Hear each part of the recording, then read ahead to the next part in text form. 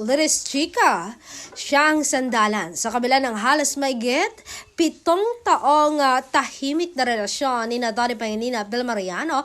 Muling kinilig ang maraming fans matapos umamin si Donnie na si Bel Mariano talaga ang taong laging nag-aalaga at sumusuporta sa kanya sa lahat ng pagkakataon. Hindi man sila palaging vocal sa social media tungkol sa kanilang relasyon, ramdam naman ng supporters at genuine love at pagmamahalan nila. Ayon kay Donnie, sa loob ng mahigit 7 taon nilang pagsasama, si Bel ang naging takbuhan niya sa mga panahong pagod at problemado. Ang aktor pinanghihinaan siya ng loob. Hindi lang daw ito simpleng relasyon, isa itong partnership na puno ng respeto, pag-intindi at tunay na pagmamahal.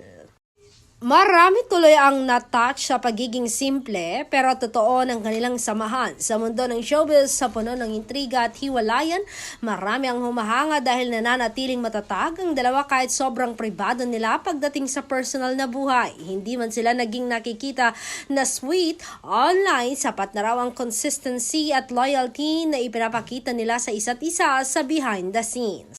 Dagdag pa rito, mas lalong napahangang netizens kay Bel dahil kahit sobrang successful na rin niya bilang aktres, nananatili siyang maalaga, supportive at grounded kay Donnie Pangilinan. Samantalang si Donnie naman, hindi maitago ang appreciation niya sa babaeng matagal nang nasa tabi niya sa lahat ng laban ng buhay. Sa uli, maraming fans ang nagsasabing isa na sina Donnie at Bel sa pinaka-tumatag at pinaka-low-key but real sa relasyon sa industriya ngayon. At sa simpleng pag-amin ni Donnie na siya talaga ang nag-aalaga sa akin, lalong napatunay na minsan ang pinakatunay na pagmamahal ay hindi kailangang laging ipinagsisigawan, kusang nararamdaman.